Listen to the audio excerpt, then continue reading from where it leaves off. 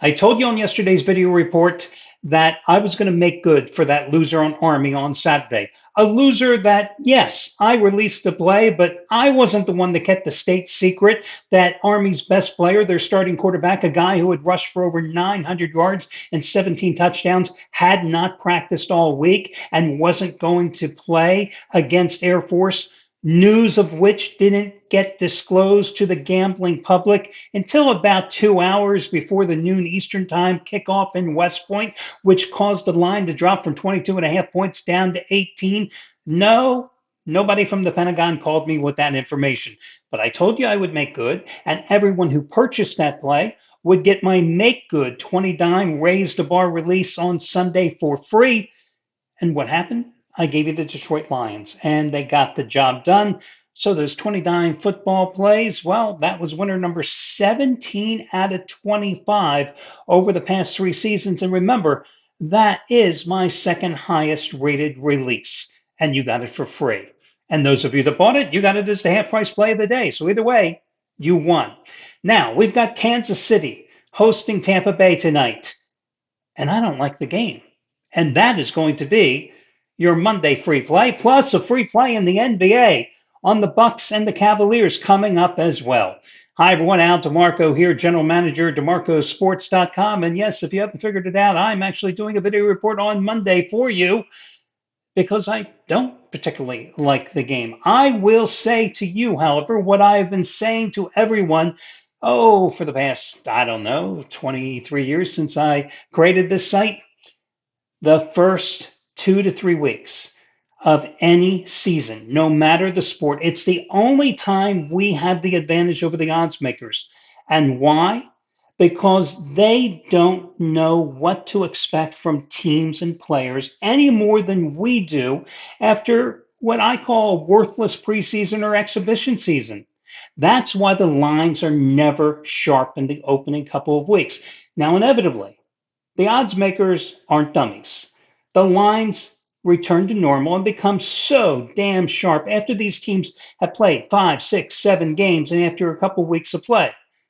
Well, we are approaching that point, but in the NBA, we still have the advantage. So to me tonight, the best bet in the NBA is actually something that I'm calling my mismatch of the week. And it's a top rated 15 dime play. That is my normal top rated selection. And it's going to be number 40 out of 62, dating back to last season.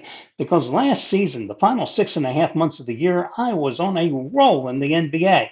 And in college hoops and NBA combined, I think this is winner number 25 out of 40 dating back to last season. And it matches Friday's 15-dime winner on the Cavaliers, -7 by 11 over Orlando. And once again, just like that play, it's the half price play of the day using coupon code HALF over at DeMarcosports.com.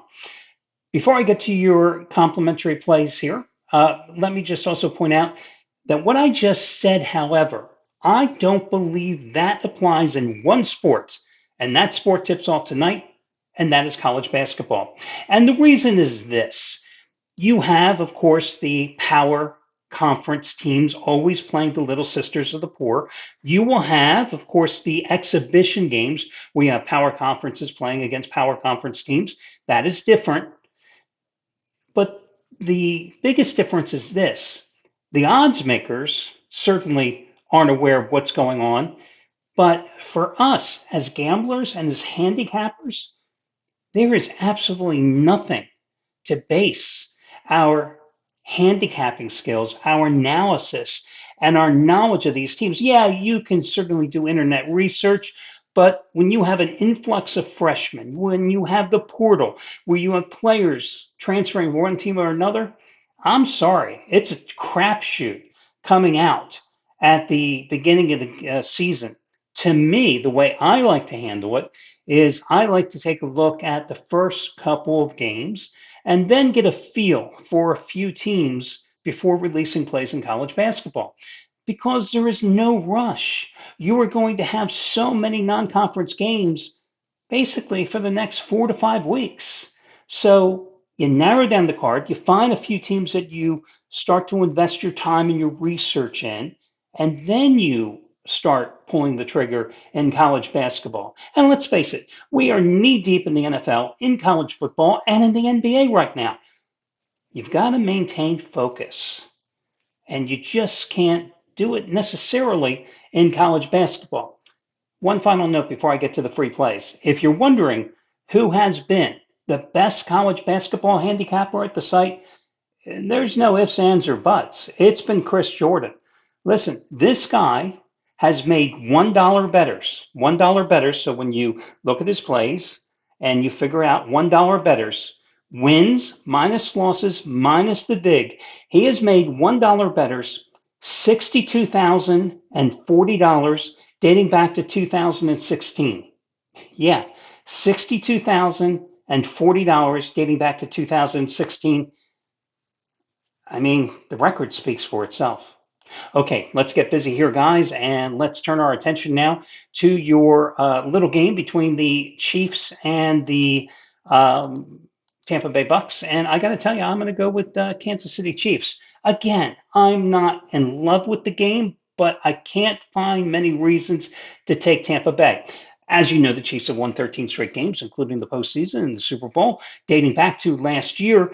And what I like about the Chiefs is how they've been aggressive here in the trade market, going out and getting DeAndre Hopkins, also getting the edge rusher from New England. So they've improved on both sides of the line of scrimmage. DeAndre Hopkins only played like 32% of the total snaps last week against the Raiders. But did you notice just his sheer presence? Travis Kelce had his best game of the year. Yeah. Patrick Mahomes targeted him. I think I wrote down the stats here. They targeted him, boy, it would be 12 times, and he came up with 10 catches and 90 yards, both season highs. Well, I've got to think Hopkins, after a full week of practice now, will be more acclimated to the Chiefs offense, and that's only a bonus if you're going to be laying 9.5 points with Kansas City tonight. The other thing is that you have a Tampa pass defense, which comes into week number 9 ranked 29th in the league. And these are the numbers that I want you to consider. I'm just going to give you the raw numbers, and I'm going to tell you what they represent. 82 for 109, 1,066 yards, and 13 touchdowns, 108 points. 82 completions, 109 attempts, 1,066 yards, 13 touchdowns, 108 points scored. Those are 3 games, the passing numbers compiled by Lamar Jackson, and 2 games by Atlanta quarterback Kirk Cousins against this Tampa Bay secondary. That is how bad the Tampa pass defense is.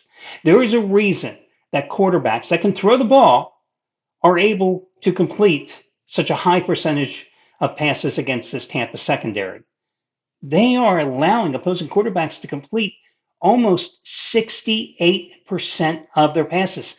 Coming into this week's action, that is 30th in the league. Their pass rush is just average. They lost one of their top corners earlier in the season. They just don't cover well.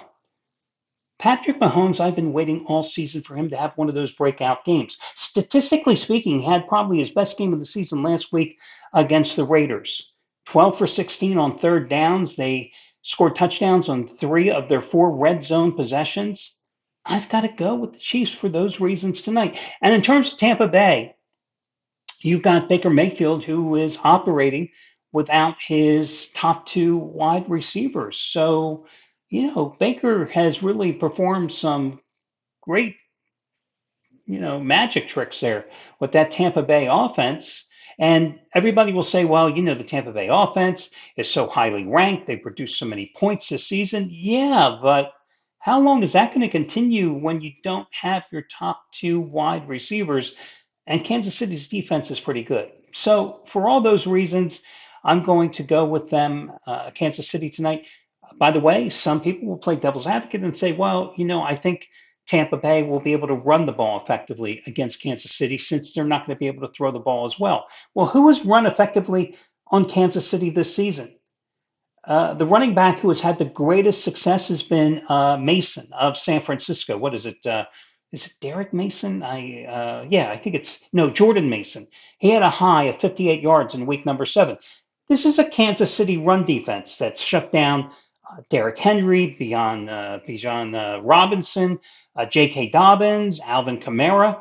I mean, this defense has done great against the run. So I don't think Tampa Bay is going to be able to get the job done either. So there you go. I'm going to go with them here in that particular spot. And then I'm going to go and take a look in the NBA on the Cleveland Cavaliers. And FYI, keep in mind with the NFL free picks yesterday, just a quick recap. I lost my top play on Buffalo, went 2-3 overall with the NFL free picks, hitting with Washington, hitting with that teaser with Baltimore and Philadelphia, the losers with New Orleans and Buffalo, but still 59-40-3 with my NFL free picks going back 29 weeks to last season. Not too bad with the plays I'm giving away.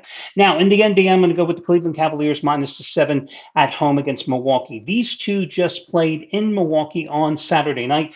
Donovan Mitchell capped a 30-point performance by hitting a jumper with, actually 3 ticks of a tenth of a second left on the clock to give the Cavaliers a 114-113 win.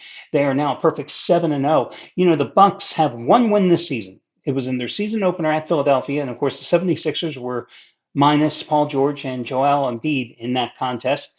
Now you are playing a back to back, but of course, the locations have changed. What impressed me is that the Cavaliers won that game on Saturday, even though they were on the second leg of a back to back. Not the ideal scenario. I mean, the ideal handicapping scenario for me is to go against a team when you're playing the second leg of a back to back when both games are on the road. But the Cavaliers had won on Friday night at home, as I mentioned earlier, but then they were on the road at Milwaukee on Saturday. But they pulled that game out. So for Milwaukee, a team that was up 16 points in the first half of that game on Saturday at home and managed to lose, even though Dame had a wonderful game with 41 points, 10 for 15 on threes, 9 assists, and they still lost that game. Giannis had 34 points, 16 rebounds, 9 assists, and they still lost that game. So now we're expecting them being the Bucks, to turn around and go to Cleveland and cover this number? No, I don't see it. Now, Giannis is listed as questionable because he suffered a strained right abductor in the game, but I know that he was at the shoot around today, according to reports. So, although he's listed as questionable, I've got to think that he's going to be playing here tonight. Chris Middleton is still out. Karis LeVert did not play on Saturday because of knee issues. He did play Friday night. He's listed as questionable today. I haven't gotten any reports as to whether or not he is going to be available today for this game because there's nothing in from the shoot around. By the way, you can go to ESPN and hit the NBA injuries. You can go to NBA.com and click on NBA injuries. They update the NBA injury report practically every hour during the daytime. It's pretty easy to get updates. But again, I like Cleveland minus the 7. Of the two, I probably lean a little more toward the Chiefs in terms of the play, but that'll do it. Again, if you like the report, hit the like button.